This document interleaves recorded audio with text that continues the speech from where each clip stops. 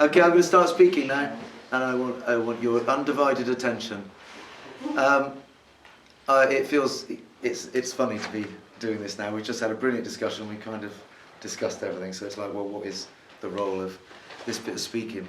I have got an idea of where I want to get to, which is going to be easy and good for all of us.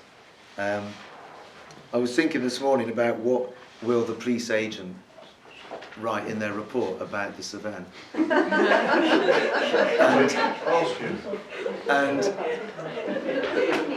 well, this is roughly what I'm planning to write, Steve. What is the police agent going to do? What I'm planning to tell my superiors is that there's been a gathering of some of the some of the most troublesome and difficult, dangerous green activists in the country, but luckily they haven't yet formed any meaningful links with the labour trade union movement, but that we have to keep a close eye on them and try and ensure that they don't form those links, because they are potentially dangerous, and they seem to be making the first steps towards building an alliance. However, there is always the possibility that we can keep them divided along the lines of what is most important to campaign about and their particular identities, or we can sideline their efforts into championing their new formation, which is called Breaking the Frame, and making sure that they spend all their energy trying to preserve the identity of that group over other groups. And that's the kind of thing I think I'd want to report at this stage. I wouldn't like to say it was necessarily dangerous, but I think it could become dangerous, but we'll keep an eye on it. And that led me really into thinking, that is kind of, that's where I think we're at. I think that we've had, and I'm really sad that I missed some of this workshop, but also I've really liked coming here and seeing people who are on their way leaving, and there's been some fantastic people passed through. And I really mean that about who you are and who the people are who've been here. I know, because of my bit, I know what it is to be an activist, and I know that some of you have been activists for a long time. And I know what you carry, and I know how hard it is, and I know that, and it's not to denigrate any other human beings, but in many ways, as far as I'm concerned, you are some of the key human beings on the planet. And there are tens of thousands of people like you and me around the world, and right now we're actually an endangered species. Right now, in parts of the planet, you may have seen those figures, the people who are trying to defend nature are, the number of killings of people trying to defend nature is on the rise. Of course, we're talking about the parts of the world where it's easier to kill those people, at the cutting edge of the consumer world that we live in. And we also know, because we already knew when we came, but we've got a bigger picture now of how it links together, that this isn't an isolated struggle about this or that issue, even though for us it always feels like that, because it's hard enough just to digest that information. It's really important to remember, and it's really hard, and I actually had an EDF guy say this to me the other day when I cornered him at a meeting after he'd managed to avoid a public debate. And I said to him, why are you avoiding the debate? And he made something up. But he said, I know how hard it is for you. I get paid to do this, and I've got all the resources, and you're all volunteers. And that's the truth. But we know, I think, also that this is part of a bigger picture. We know that it's a big task we're talking about. And we're not talking about stopping nuclear power or getting our group going so that next year we can have a better gathering with more coffee. We're talking about how we can build a movement that is going to liberate humanity and the earth. Because we've seen at this weekend that if we can't find a way to do that, then actually the opposite is where we're going. We know the bigger picture. It isn't just, this is about capitalism having exhausted the natural resource, pretty much exploited all the labour that's cheaply available, because even the cheap labour is now demanding higher wages, and basically in a situation where it has to create whole new markets, whole new possibilities, and it can only do that now through synthetic techniques, through a whole new layer of technology. With it, it has an emerging ideology, which is that this is good, it is progressive, and it's going to save the planet. We know that isn't, we suspect very strongly that that isn't true, and that it's probably going to lead to us not being able to react quickly enough to preserve our ecosystem and stay alive and have a good life for our children. So we know what we're up against. We also know that we do need that sense of the people who are in work recognizing that they are the people who have the power to change the direction of that machine.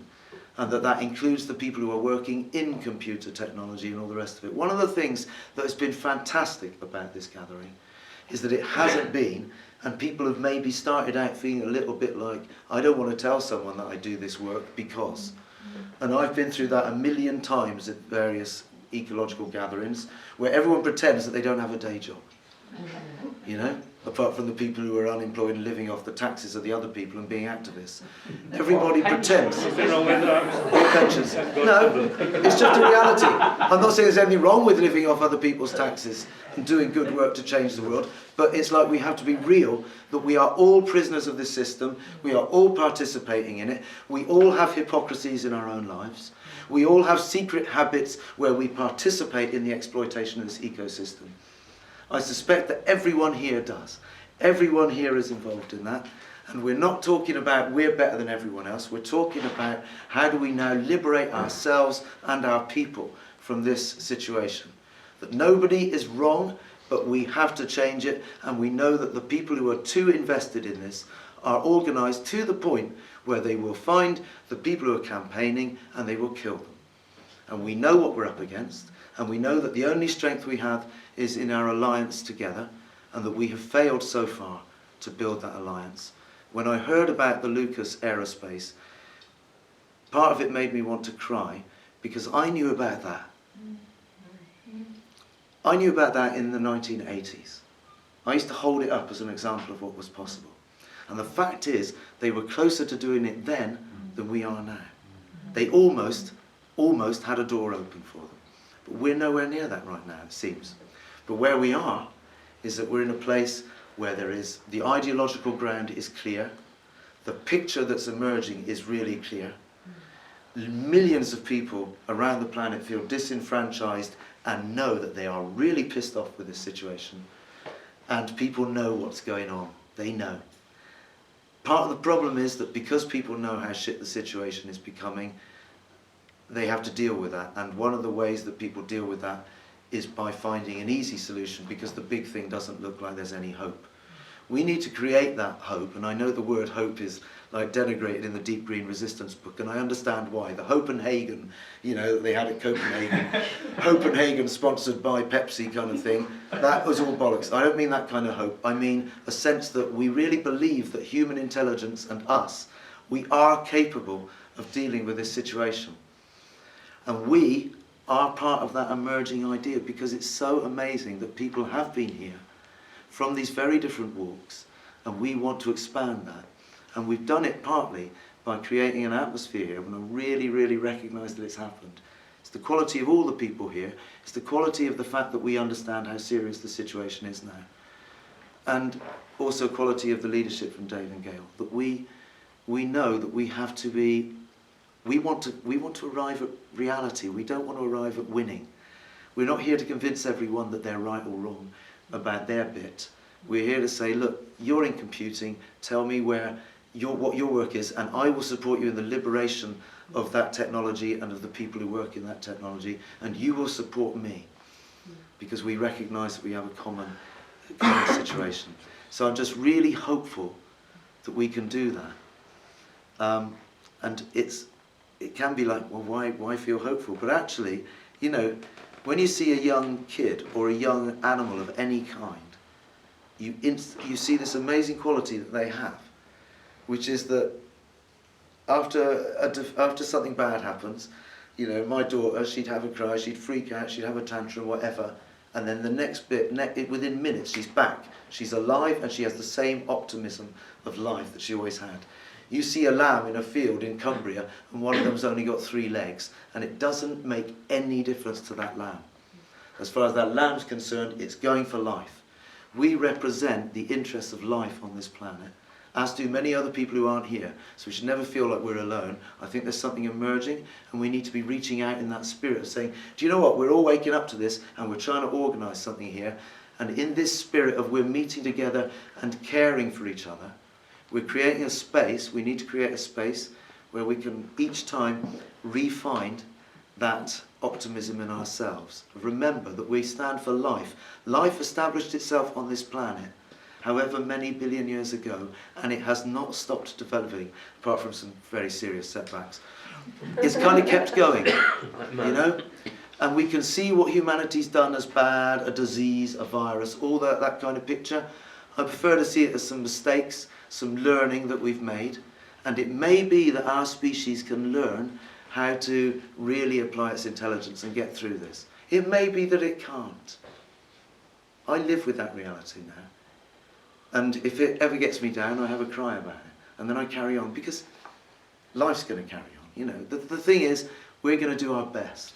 And so where I want to end, because I think this is really important, so that's what I wanted to say to you anyway. It's just about where I think that we need to support each other. We need to be prepared to do what you mentioned earlier, which is take some time out sometimes and support each other to actually say, I feel shit, I feel desperate, I feel overworked.